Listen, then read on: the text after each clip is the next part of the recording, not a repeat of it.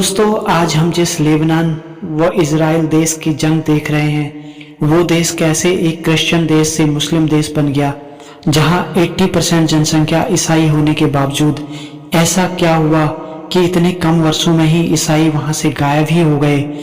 जहां 80% ईसाई थे, वहां आज 80% मुस्लिम आबादी कैसे हो गई। ऐसा क्या हुआ कि जहां 70 से 80% ईसाई धर्म के लोग थे, जो आज 10 से 20% में ही सिमट गए, और जो मुस्लिम 10% थे वो 80% कैसे हो गए। ये जानना जरूरी हो जाता है जब एक देश इतनी जल्दी अपना अस्तित्व खो देता है और वहां के मूल निवासियों को भनक तक नहीं लगती। क्या आप लोगों ने इजराइल युद्ध से पहले लेबनान की सच्चाई के बारे में सुना था? अब बात करते हैं लेबनान की। पहले तो लेबनान का नक्शा देखिए। लेबनान देश के एक तरफ सीरिया है तो दूसरी तरफ जॉर्डन है, दक्षिण में इजराइल है, एक तरफ भूमध्य सागर है। अमेरिका के गृह विभाग की एक रिपोर्ट के मुताबिक सन 2022 में लेबनान की कुल आबादी करीब करीब 60 लाख थी, जिसमें से 45 लाख तो लेबनान के नागरिक हैं और 15 लाख वहां रिफ्यूजी हैं, जिन्होंने वहां दूसरे देशों से आकर शरण ले रखी है। और इन्हीं 15 लाख रिफ्यूजी ने ही वहां की डेमोग्राफी बदलने में बहुत बड़ा योगदान दिया। जैसे भारत में बांग्लादेशी रोहिंग्या भर भर के आ गए हैं। इसे विस्तार से समझने की जरूरत होगी। बात करते हैं पहले विश्व युद्ध के खत्म होते ही सन 1920 में फ्रांस ने ग्रेटर लेबनान देश बनाया, जो फ्रांस के कब्जे में था। उस समय वहां 80 और 20% का अनुपात था, यानी कि 80% लोग ईसाई धर्म के थे और 20% लोग इस्लाम को मानने वाले थे। लेकिन दूसरे युद्ध के बाद फ्रांस के हाथ से ये टेरिटरी निकल गई और 22 नवंबर 1943 को लेबनान आजाद देश घोषित हो गया और वहां के लोगों ने अपनी नई सरकार का गठन किया, जो कि धर्म के आधार पर किया गया। जिसकी पॉपुलेशन ज्यादा, उसको उतने अधिक ज्यादा पद दिए गए। फिर 1948 में इजराइल देश बनने के बाद इजराइल से मुस्लिम लोग लेबनान देश में शरणार्थी बनकर चले गए। इससे भी लेबनान की डेमोग्राफी चेंज होने लगी। सन 1966-67 में 5 डे वॉर हुई, जिसमें इजराइल ने एक साथ 5-6 देशों को हरा दिया। तब भी लाखों की संख्या में फिलिस्तीन के लोग को भागकर लेबनान में जाना पड़ा। इससे भी लेबनान की मुस्लिम आबादी में और बढ़ोतरी हो गई।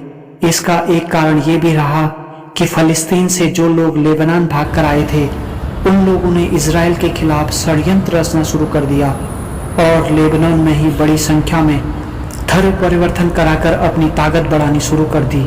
जब ईसाई व मुस्लिम आबादी बराबर हो गई, तब सत्ता पर अपना अपना राज करने के लिए गृह युद्ध करने लगे। सन 1975 से 1990 तक चलने वाला यह गृह युद्ध करीब करीब 1 से 2 लाख से ज्यादा ईसाई लोगों की जान ले गया। लगभग 10 लाख ईसाई लोग देश छोड़कर भाग गए। गृह युद्ध खत्म होते होते वहां मुस्लिम जनसंख्या 55% के आसपास हो गई। उसके बाद सीरिया व जॉर्डन से भी मुस्लिमों का पलायन शुरू हुआ और वो लोग भी लेबनान में आ गए और बसते चले गए। इस तरह आज की डेट में लेबनान में सिर्फ 10 से 15% ही ईसाई बच गए और वो लोग भी इजराइल वॉर खत्म होते होते अपना देश छोड़ देंगे। लेबनान को मिडिल ईस्ट का स्विट्जरलैंड कहा जाता था। हर कोई यहाँ घूमने जाता था। अपनी छुट्टियां मनाने लोग लेबनान घूमने जाते थे। पूरे यूरोप से टूरिस्ट बैरूत में घूमने आया करते थे। आज देख लो लेबनान की हालत। आज भी हमारे देश के बहुसंख्यक लोगों को इस देश के बारे में नहीं पता होगा। हमारे युवा को जो सोया हुआ है सेकुलरिज्म की घुट्टी पीकर, पता नहीं वो कब जाग पाएगा या नहीं। जागेगा भी कैसे? सोचो, जब लेबनान के 80% ईसाई नहीं जाग पाए, अपना घर, व्यापार, देश सब छोड़कर यूरोप के देशों में भाग रहे हैं। सोचो, जब 1990 में कश्मीरी लोगों को अपना घर बार सब छोड़कर शरणार्थी बनकर अपनी जान बचानी पड़ी।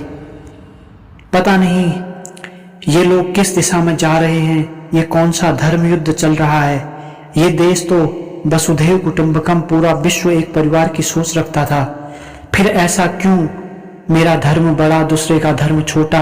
ये सब छोटी मानसिक सोच की वजह से देश पूरा बर्बाद हो जाएगा। भारत को लेबनान बनने में ज्यादा समय नहीं लगेगा। जिस हिसाब से जनसंख्या वृद्धि, लव जिहाद और अवैध घुसपैठ ये भारत में बढ़ रहे हैं, वही हाल 1990 में लेबनान देश का था और आज उसका हाल सबको पता है। भारत में आने वाले 5 से 10 सालों में पूरी डेमोग्राफी चेंज होने वाली है और हम लोग सोचते हैं कि दंगे तो यूपी में हो रहे हैं या बंगाल में हो रहे हैं या कश्मीर में, हमें क्या लेना देना, हम तो दिल्ली राजधानी में बैठे हैं, हमारे पास तो पुलिस है, हमें बचा लेगी। लेकिन बांग्लादेश का हाल तो आप लोगों ने देख ही लिया होगा, पुलिस थानों को भी जला दिया।